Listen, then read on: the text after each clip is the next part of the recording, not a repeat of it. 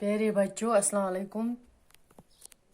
जमात 8वें सबक ललदैद, page number 16।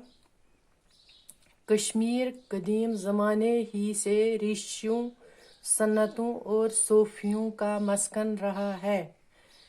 इन ही बुज़ुर्ग हस्तियों में एक अजीम खातून भी गुजरी हैं, जिन्हें प्यार और अकीदत से लोग ललदैद के नाम से याद करते हैं।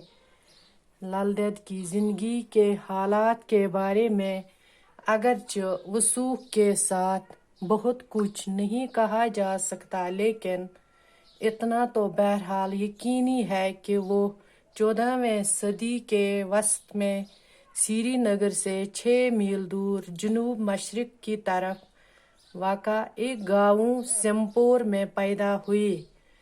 इनके वालिदैन ने उस वक़्त के रिवाज के मुताबिक छोटी उम्र ही में इनकी शादी पांपोर के एक पंडित घराने में कर दी। ससुराल में उनका नाम पद्मावती रखा गया। ससुराल में सास और शौहर के बुरे सलूक की वजह से ललदैद की अज़दवाजी ज़िंदगी बहुत ही तल्ख़ गुजरी। इस ज़मन में कई वाक़ात कश्मीर की लोक रिवायत का हिस्सा बन चुके हैं। कहा जाता है कि एक बार ललदैद के ससुराल में बड़े पैमाने पर एक दावत हुई।